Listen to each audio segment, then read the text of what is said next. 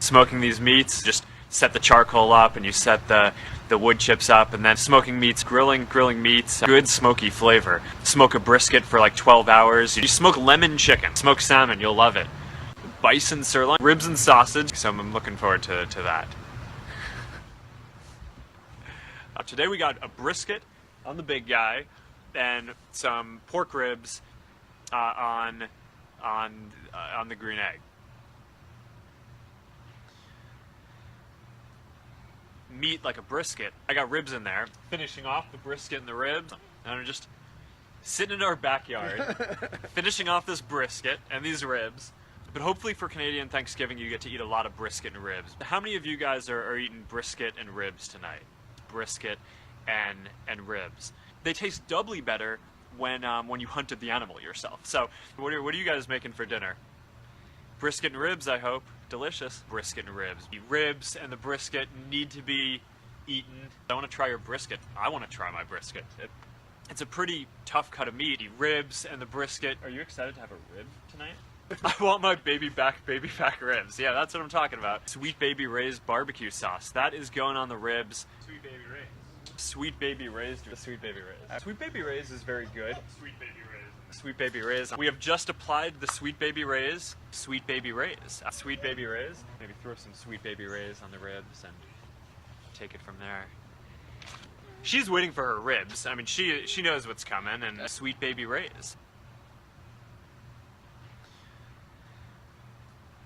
So that's pretty good. Yeah. Who doesn't like ribs? Everyone likes ribs. Everyone likes ribs. Excuse me, B. Yeah, no, this is what Facebook Live is for. Just hanging out while you're sitting in your backyard, waiting for your brisket and your ribs to finish smoking. Are you guys ready? Can you guys check this out? This is wow. Look at that. Pretty good. We're looking pretty good on the brisket. You just lost. So yeah. Bye guys.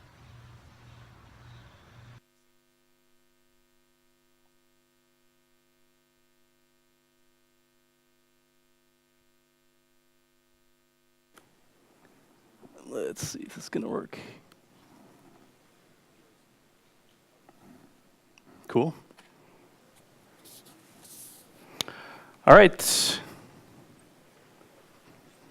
Clicker work. Here we go.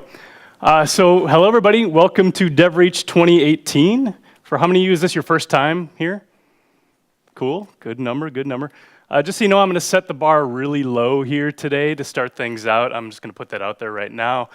Don't go home after this. See, I already lost a couple people. There's going to be many more excellent speakers after myself, but I am here to talk about mobile app development with JavaScript, obviously. And it is common knowledge you don't want to start a talk with a chart, so I'm going to start this talk this way. But this chart isn't remotely to scale. It's not real data. It does, however, represent what we're going to talk about today, and that is the growth and popularity of using JavaScript to develop native mobile apps. Now, it may be more appropriate for me to throw a hockey stick on here, and that may, like I said, more appropriately demonstrate kind of the growth in interest in what we're going to talk about today. Let me start out by introducing myself. My name is Rob Lauer. I manage the Progress Mobility Developer Relations team, and yes, that means I do work on the NativeScript team, so I am ever so slightly biased towards NativeScript in this talk. We will find that the bulk of this is about NativeScript, but I do, of course, want to mention React Native and Flutter as some other possibilities to use those JavaScript skills you have. So let's talk about what we're going to cover today really quickly. We're going to talk about the rise of JavaScript native, what it means, who the big players are, why is it a thing, why should you even care. We are going to do a high-level introduction to NativeScript, React Native, and Flutter to a certain extent. We're going to dive into some of those core concepts of NativeScript, which also do apply to React Native to some extent. And everything else as we have time. We'll get into kind of a demo, like a Hello World situation. And we'll talk about how we extend our apps, a little bit about debugging. It's not going to go very low level. It's going to stay pretty high level. It's definitely more of an introduction kind of a talk. So let's first start with this existential question of why we are here. Well, we've all seen a slide like this about 1,000 times before, right? We're trying to get a mobile experience on these devices. And we live in a world of silos today, of course. If we're developing a native app for iOS, it's Swift Objective-C. For Android, it's Java or Kotlin. And for Windows, it's .NET generally, right? But what about cross-platform? how do we achieve some kind of cross-platform utopia? Well, today we have many, many, many different options. To start with, we have the mobile web, of course. So creating a mobile variant or a mobile-first version of our website. Progressive web apps certainly fit in here as well. The idea is creating an experience that's really tailor-made for a mobile browser. We also have hybrid, and by hybrid I mean Apache Cordova or PhoneGap. The idea here is to combine the best of the web with native to give you kind of a native-like app. We also have native, which I just talked about, right? Developing in silos individually for each platform. We also have what I consider first-generation cross-platform. Now, these are cross-compiling solutions like AppCelerator, Titanium, or Xamarin Forms, for example, either using JavaScript or C# to generate native code. And as we'll see, I think the cool thing is that we can actually kind of take the best of these and develop native apps with JavaScript today, should you be a JavaScript person. But let me start by picking on the mobile web a little bit, since it is the obvious place to start. When it comes to cross-platform apps, I love the web. I love the open web. I think the web wins in the end. I think that's kind of validated by what we're talking about today. I love the direction that PWAs are progressing in particular. The fact of the matter is, at the end of the day, we're always going to need features that the web can't provide, whether that's individual device APIs or native performance or that native user experience. The web is always going to lag to a certain extent. Now, if I love the web so much, and I have these web skills, why wouldn't I start with hybrid? You may know hybrid as, again, PhoneGap or Apache Cordova or Ionic framework, of course. Hybrid lets you build a natively installable app using web technologies. So looking at hybrid in particular, I think hybrid is really the reason that JavaScript native frameworks exist today.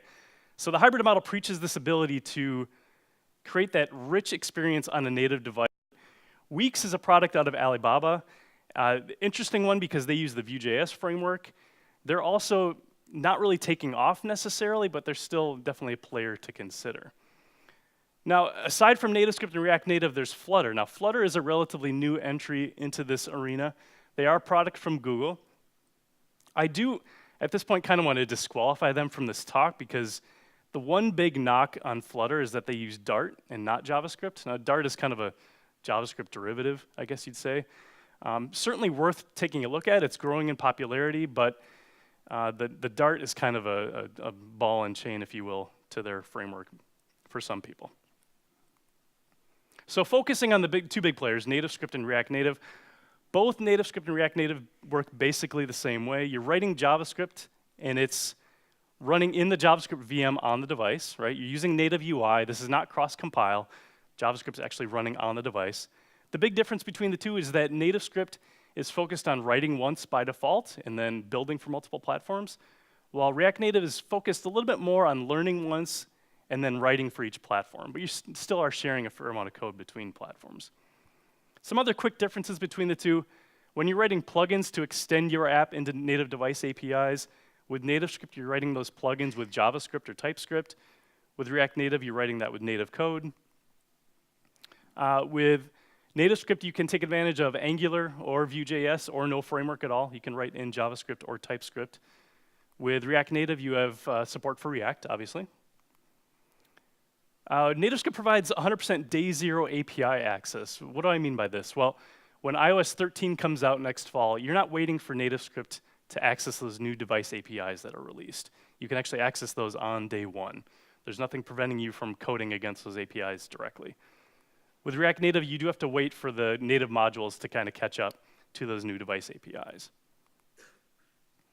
NativeScript is single-threaded, so everything runs on the UI thread. I put a little asterisk up there because there is this concept of worker threads with NativeScript, so you can create a multi-threaded environment when you need to. With React Native, it's multi-threaded, so it acts on the UI thread and JavaScript thread. At the end of the day, performance between the two is really incredibly similar. I'm not going to tell you that one is better than the other. There are certainly edge cases where NativeScript outperforms React Native and vice versa, but for the vast majority of apps you're going to write, the frameworks perform incredibly similar. So I'm often asked, which should I choose? Now, obviously, I'm very biased. I love NativeScript, but it does come down to me, it often comes down to frameworks. If you're already an Angular developer or a Vue developer, you're going to want to use NativeScript. If you're a React developer, use React Native. It's great. It works fine. It's got a huge community. Big differences in the companies. Size-wise, of course, Facebook's just a tiny bit bigger than Progress. Progress, the thing about NativeScript, though, is that NativeScript is a huge part of the Progress mobility strategy, both internally and externally going forward. That being said, React Native, yeah, they don't have the best open source track record, considering things like parse and stuff, but at the same time, React Native isn't going anywhere. I'm not here to spread any FUD about that. And they're both very permissively licensed. So NativeScript is Apache 2 licensed, React Native is MIT. So focusing on NativeScript here going forward, what do we get out of NativeScript? Well, as I mentioned in that previous slide, we do get quick to market. And how do we get there?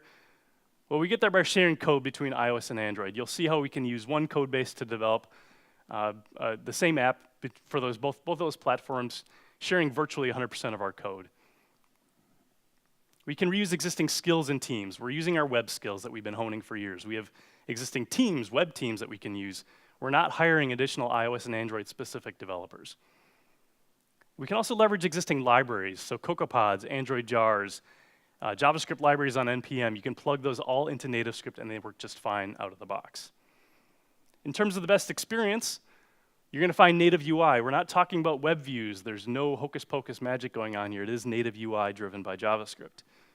You also get full access to all those device APIs, which does mean immediate access to new OS features as they are released. So let's do more of an in-depth introduction to NativeScript. Oh, this is my cue to drink some water, so you can just look at that slide for a sec.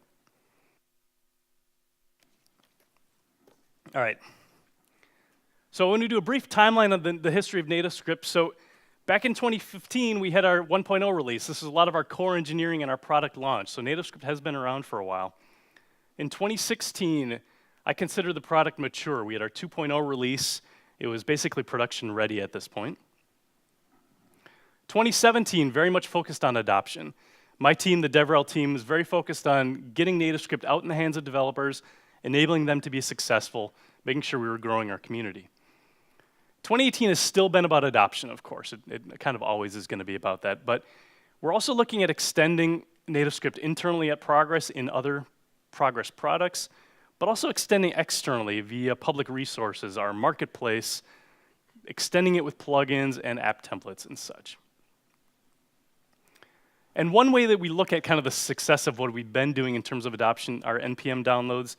Now, NPM downloads metrics this is not the gold standard for how successful your project is, but you can see we have seen pretty good growth in NativeScript over the last few years. I think we're at about 3.5 million downloads total, with 2+ million this year alone.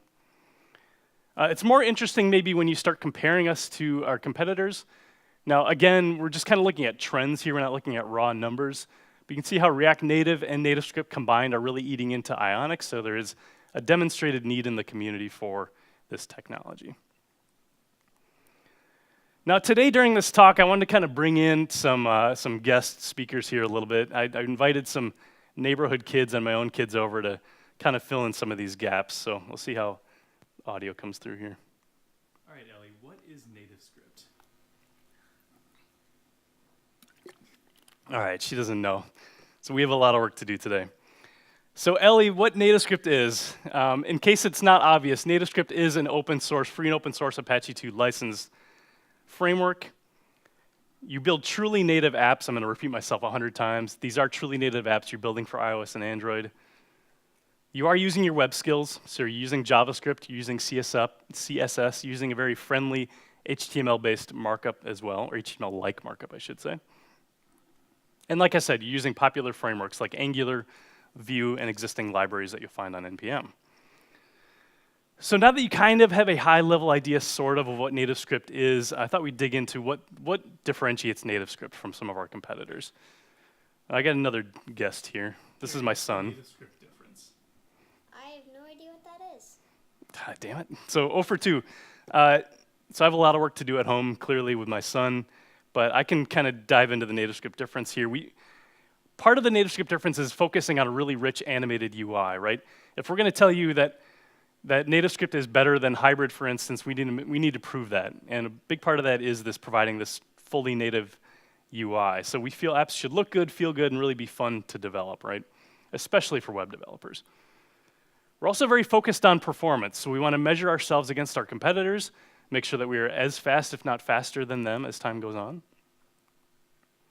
We're also, again, I'll repeat myself many times, we're very focused on reusing code, right? Existing NPM libraries, reusing skills, those web skills we've been honing. This video you see up here is an interesting one because it shows how you can take an existing Angular-based web app and port that over to native iOS and native Android from sharing one code base. Now, I do want to talk about this as a quick aside. There's another talk a little bit later today about code sharing.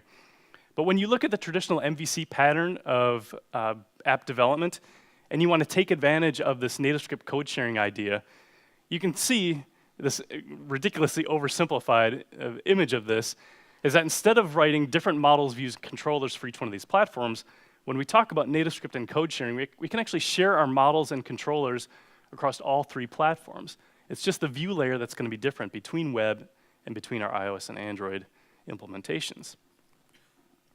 And finally, again, the reuse of existing native libraries. Using those Android jars, CocoaPods, you're plugging them into your app and they're just working. You're using those JavaScript libraries. And when I say JavaScript libraries, I want to be clear that it's not like you can plug jQuery in and have it work. Any library that's not expecting or anticipating the DOM should work just fine. So while jQuery won't work, libraries like Moment, underscore, Lodash, those, all your utility libraries will work just fine. Okay, so let's get into some of the technical details here. How does NativeScript work? Well, for me, it is a ton of magic. I do not understand the vast majority of what I'm about to talk to you about. But I will put this up there, and this, to me, is kind of a purposely confusing slide. It makes me look like I know what I'm talking about.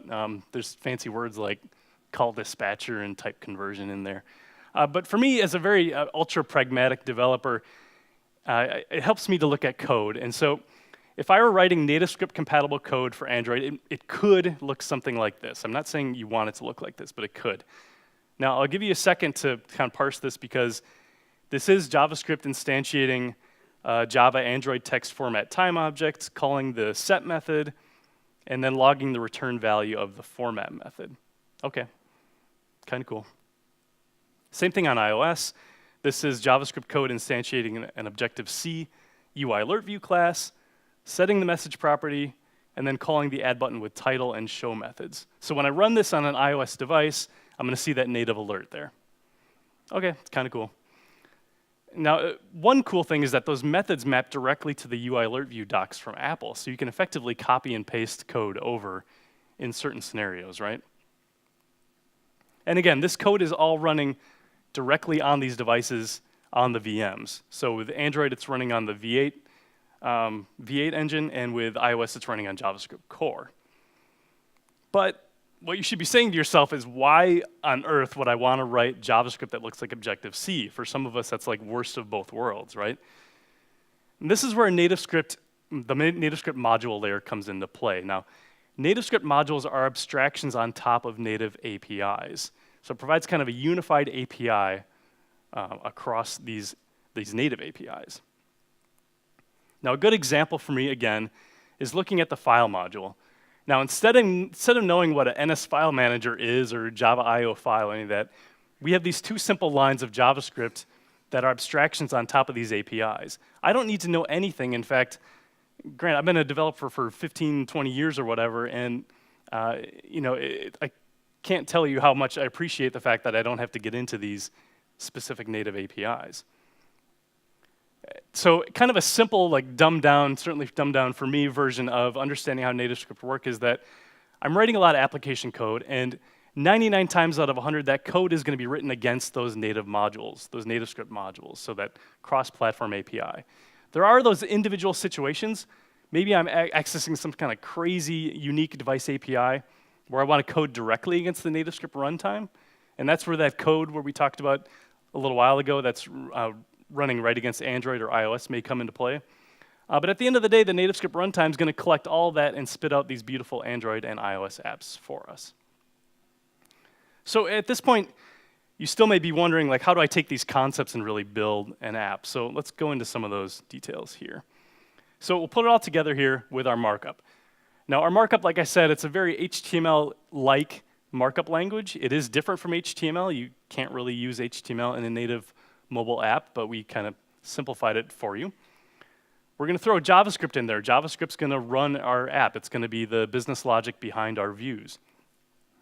And we're styling it with CSS. It's really the same CSS you've been using on the web, which is a humongous time saver. And just to be doubly clear, with NativeScript, you do have a choice in your architecture.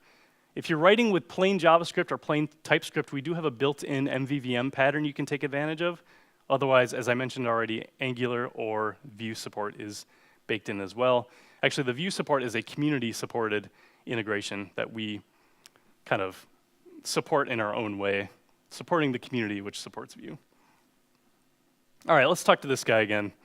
Carrie, what would you choose between Angular, Vue, or plain vanilla JavaScript? I don't know. I'll just guess Angular. There you go. We got an Angular fan in the crowd here. So let's talk Hello World a little bit. Let's put some of these concepts into action and see how they come together. If I'm starting a new project with NativeScript, first thing I'm going to do is do the installation. Just simple npm install NativeScript. It's just fine. Next, I'm going to run tns create. Now, tns stands for Telerik NativeScript, kind of a holdover from our pre-progress days as Telerik. And now tns create is going to scaffold an app out for us. I'm going to navigate into that directory, and I'm going to run this command called tns preview. Now, tns preview is actually new with NativeScript 5.0. This is going to, and I'll show you this in a second, but tns preview is going to supply me a QR code I can scan with my device, and I can actually start developing an app without installing anything else locally. No Xcode installations, no Android SDK installations. It'll just run out of the box. And I did want to, before we go too much further, I did want to kind of take a look at what our boilerplate code looks like. Now, this is what a plain JavaScript app is going to look like in NativeScript. So a lot of files going on here. I do want to clarify some of it here. One thing I definitely wanted to highlight is this section of pages as well, or this section of files. I have 3 files here. There's a main page, I'll name the same thing. Main page XML is where my view layer is going to live. I have main page JavaScript. That's obviously the code behind the business logic that is powering my view layer. And I have a main page CSS, which is an optional file that's going to supply styling to that page and that page only. You also see I have an app.css file as well that can apply styling to my entire app. Now, we'll talk in a little bit how we can actually have pretty granular implementations of CSS styling throughout our app. Now, for me, I'm actually a longtime .NET, a longtime Visual Studio developer. It helped me initially to think of these JavaScript and CSS files as, effectively like nested files or code behind. They're really powering that one main view. So at that point, let me show you a couple of demos here. Hopefully I don't screw anything up. So the first thing I want to show you is the NativeScript playground. So the NativeScript playground is available at play.nativescript.org. Now this is a kind of a unique resource because it requires literally no installation of anything except for a free app that you'll find on the App Store called NativeScript Playground. So it's a completely web-based environment. It lets you go through tutorials. You can do some coding. You can do quite a bit with it. It's a pretty powerful experience.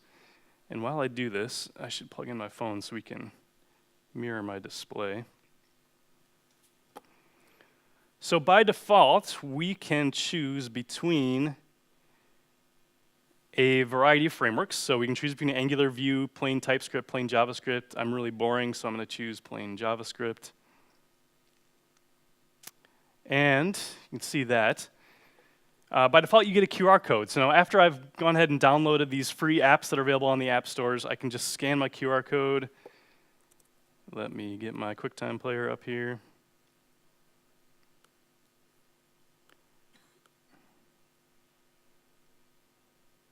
And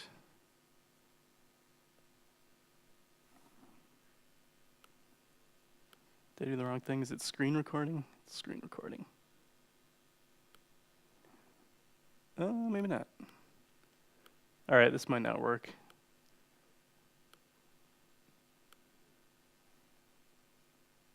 Huh.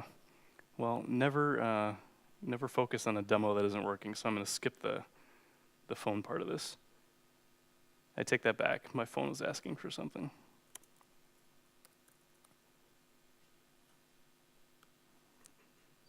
Or not? All right, one more time. I promise I won't continue this any longer than it needs to.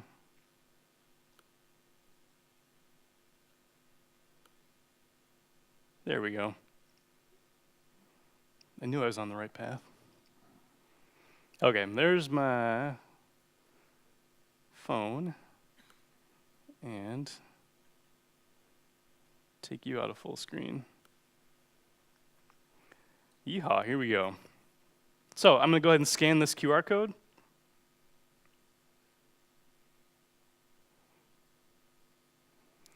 And there we go. Now, while this is far from the sexiest mobile app you've ever seen in your life, the cool thing is that this actually is a native mobile app running on the right.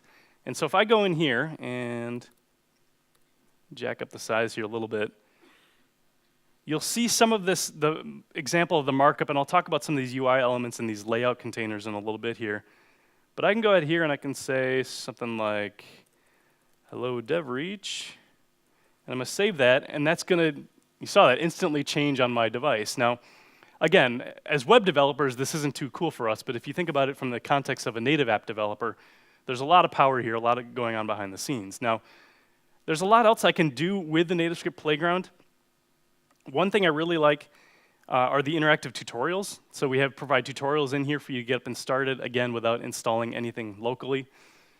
With the playground itself, actually, interesting enough for me, one of the things I like the most about it is the fact that we can drag and drop some components.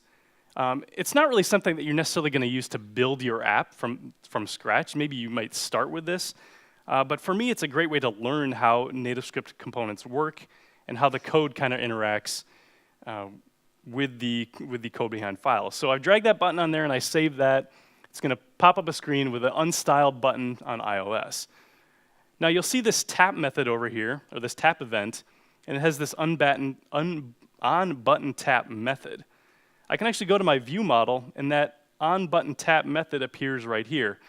So you can kind of see, if you're not familiar with the MVVM pattern, for instance, you can see how these UI elements interact with your code behind JavaScript. This gets even more interesting and powerful in Angular and Vue. Like if you don't know Angular at all, you can kind of drag and drop a button or whatever on there, and you can actually see how these events are kind of tied into each other. So that is Playground, a brief overview of Playground. I also wanted to show off the NativeScript CLI really quickly. So again, the CLI, I'm going to install it with npm install NativeScript. I'm not going to take you through that, but I just wanted to remind you of the command. But what I do want to do is do tns create DevReach. So this is going to go through and actually initialize a NativeScript app on my device.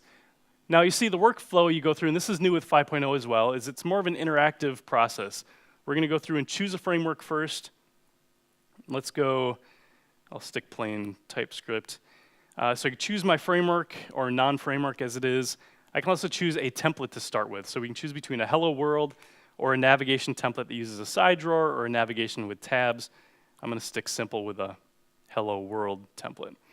Now, as this goes and downloads all kinds of crazy dependencies from NPM and such, it will scaffold up our app. And when it's done, I'm going to open it up in Visual Studio Code, and we'll see some of the magic that happens. And again, the cool thing with NativeScript 5.0 is that like we can pretend that my machine doesn't have any dependencies set up locally. Like I can pretend I don't have Xcode or the Android SDK set up here, and I can still start developing without doing any of that. So let's navigate in that directory. Let's open up VS Code.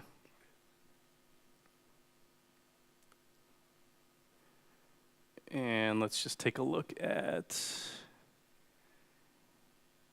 there's a lot of big friendly comments in your code as well.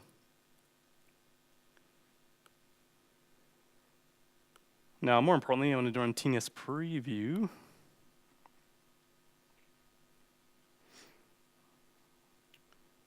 And,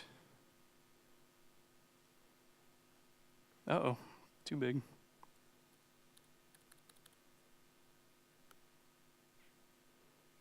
grab my QR code.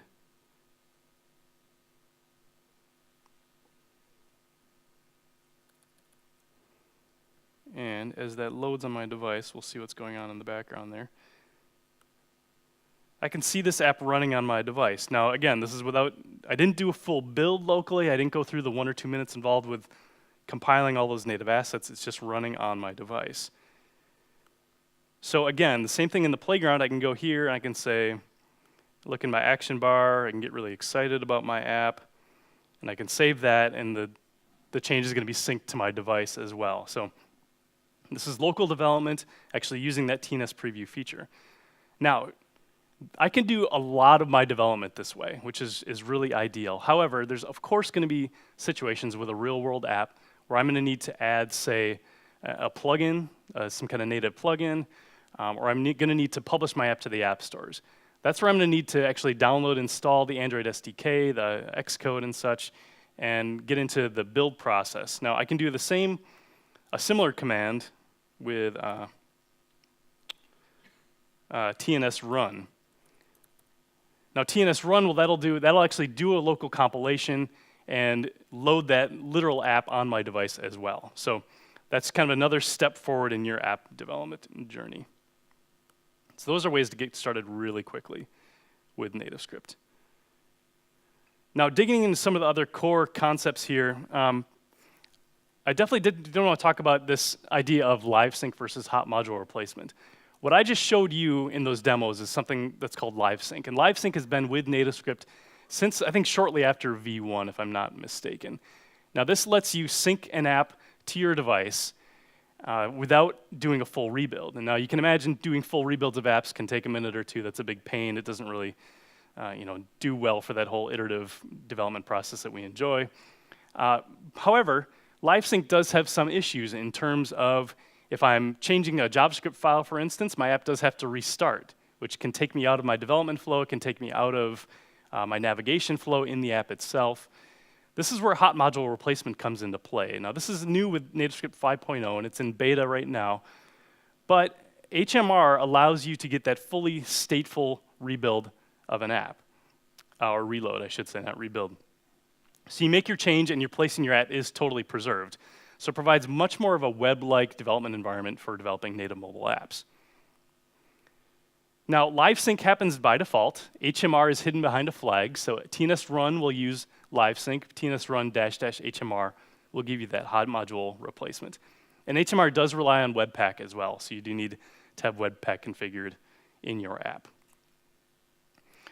Now, I did want to talk about these UI controls a little bit and our layout containers, just to kind of help this gel a little bit. But you should know that UI controls are NativeScript modules. They are cross-platform abstractions. So when I have a switch element, for instance, that compiles down into a native switch on Android and a native switch on iOS. I don't even know what the native switches are called, and thanks to NativeScript, I don't need to.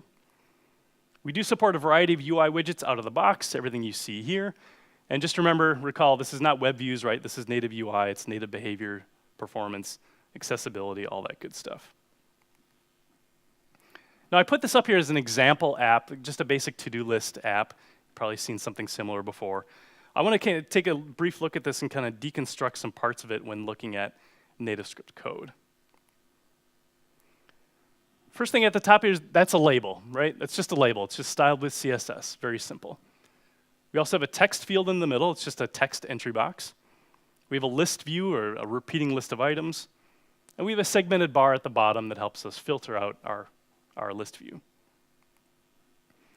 Now, how do we organize these UI elements on the screen? We do that with NativeScript layouts. Now, there's a set of what I call traditional NativeScript layouts. Those are absolute, it gives you top left positions. We have a dock, we can dock elements to the top, bottom, left, right, or center. We have a grid or a table-based layout. We have stack, which is very simple, stack on top of each other, or so vertically or horizontally next to each other.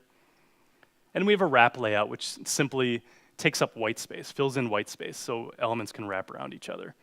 Now, the cool thing about these layouts is that you can nest them within each other. So you can develop very powerful UI layouts by mixing and matching these together. Now, if you're a Flexbox person, you should know that NativeScript supports Flexbox out of the box. Flexbox out of the box? I guess so. So if you're familiar with Flexbox, you can absolutely use all those concepts in NativeScript. So if I'm looking at that old example, you can kind of see how we could take a stack layout, and that's, remember, stack layout's going to simply stack elements on top of each other. Within that, we have a grid layout, and that grid layout has a couple different elements in there. So we could use a grid layout, or we could use a wrap layout here, or we could use another stack layout. I mean, you can kind of imagine how flexible these layout containers are. We have another grid layout at the bottom. Lets us arrange these other UI elements in sort of a table-based grid. Now, I did want to touch on platform-specific development with NativeScript, because I preach about the code reuse across platforms, which is really, very much what NativeScript is focused on. But let's be realistic. A lot of the apps that we develop are going to have little UI differences between iOS and Android. So one way we can do that is with files. We can actually have certain files loaded on Android or iOS. Now, commonly that's maybe CSS, or maybe it's actually an entire view is going to look differently. And I can name files differently. So I could have mainpage.android.xml or mainpage.ios.xml. I can get more granular. In a single view, I can denote areas of the view that only apply to Android or iOS with those tags. I can also get more granular and look at individual attributes of UI elements and prepend those with Android : or iOS : And again, NativeScript is very much focused on writing once by default, but allowing you to target specific platforms only when necessary. So let's talk about CSS a little bit here. CSS, we know it, we love it. NativeScript does not support literally every CSS property on the web. We do support a subset of CSS, just the good stuff I like to consider. We do support the selectors that you know and love, though. So you can select by element type, by class, or by ID. And while we're talking about CSS styling, you should know that Progress has a product called NativeScript UI. It is a set of free, completely free, professional UI components that let you do things like charts and graphs, data forms, which automatically create forms based on existing data, calendar, gauges, there's an autocomplete text box, probably something else I'm completely forgetting as well. But again, available for free on the nativescript.org website. And I always get questions about debugging strategies, because that's a big thing, especially coming from the web world to native mobile. You can debug by alert, even though it's a horrible thing. We've all been doing it for years, so why not keep doing it? You can so you can send variables out to alerts. You can debug by your console log. You can, I mean, this is how I do most of my debugging. It's just outputting things to the console. More importantly, you can actually take advantage of browser developer tools. So you can use Chrome DevTools. You can use the Safari Web Inspector as well. You can also leverage the existing debuggers in your IDEs. So within Visual Studio, you can use the Visual Studio debugger. You can use the debugger provided by VS Code as well. And just touching on the DevTools support in the browser as well, you can see we don't support literally every tab provided, but we do have pretty decent support across those tabs that provide the most value for you when you're developing native mobile apps. So as I end up here, I did want to talk about 3 easy ways to start with NativeScript. I showed you a couple of these already. Again, the CLI, this is where the vast majority of us are going to end up. Provides the most flexibility, the most command over your environment. Certainly cross-platform as well, Windows, Mac, Linux, everything works fine. It does integrate with VS Code via a VS Code extension as well. There's also a product we have called NativeScript Sidekick. Now, Sidekick is tiered, so there's a free tier of access, which is still quite powerful. Sidekick is great for Windows developers, I'd say mostly, because it allows you to develop for iOS from Windows. So you can create cloud builds for iOS with your device just connected to your Windows PC. There is also a lot of visual management of your assets, so you can create app icons, splash screens, and stuff as well. Again, it's available for free. There's something like 100 cloud builds per month limit, I believe it is, which is usually more than enough for a lot of folks. So check it out, especially if you're on Windows. I should have mentioned, too, that the TNS preview command in CLI, that works with Windows as well. So you can actually start development on Windows for iOS without installing anything. There's also the NativeScript Playground. I already showed you that as well. Again, this is a great way to get started with just your web browser, run through some tutorials. You can actually share projects with somebody else. You can kind of collaborate on things more or less. You can fork a project and keep going that way as well. So a lot you can do with the Playground. All right, let's see if there's anything else. I got another, my buddy here is going to help us out here. Is there anything else we should talk about? Probably not. Probably not. He was not excited about this. Before I end, I do want to mention our community. They're a big reason why we've been as successful as we have. Our community has written a couple of great books. The NativeScript book is actually available for free on nativescript.org. If you're a book learner, you can find it there. Nativescripting.com, if you're a video learner, this is a great resource for you to go. There's a bunch of free videos. There's some paid ones that are a little more comprehensive. Definitely a great place to look for comprehensive courses. If and when you start looking for support, you can find us on Slack. We have like 9,000 plus people on Slack ready to help you out. We also recently switched over from a community forum to Stack Overflow for support, so you can start finding support for NativeScript on Stack Overflow. Now, if you're at all like me, you feel a little bit like this, so here is your elevator pitch. So NativeScript is an open source framework for building truly native mobile apps with JavaScript. You're using your web skills like Angular, Vue, CSS, TypeScript, and you get native UI and performance on both iOS and Android. And let's see how we've done today. Ellie, what would you choose between NativeScript and React Native? NativeScript. Yes. Now what you don't see here is my daughter behind her saying, "Say NativeScript." So anything and everything you need to find will be on nativescript.org. With that, I wanted to mention there's a few other NativeScript-related talks today. Sebastian is right after me in Theater 4, talking about chatbots. TJ is talking about code sharing at 2:10, and Stenimir is talking about hot module replacement at 3:20. With that, thank you very much.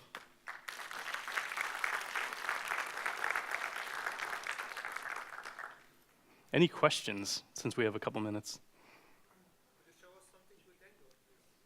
No, because I don't know Angular. There's a lot of, one thing you could look at is the NativeScript marketplace. It's at market.nativescript.org. We have a ton of app templates and code samples that there's a ton of Angular examples in there. So that's a good place to look.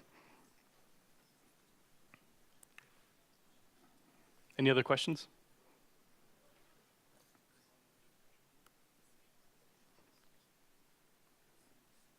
Cool, thank you all.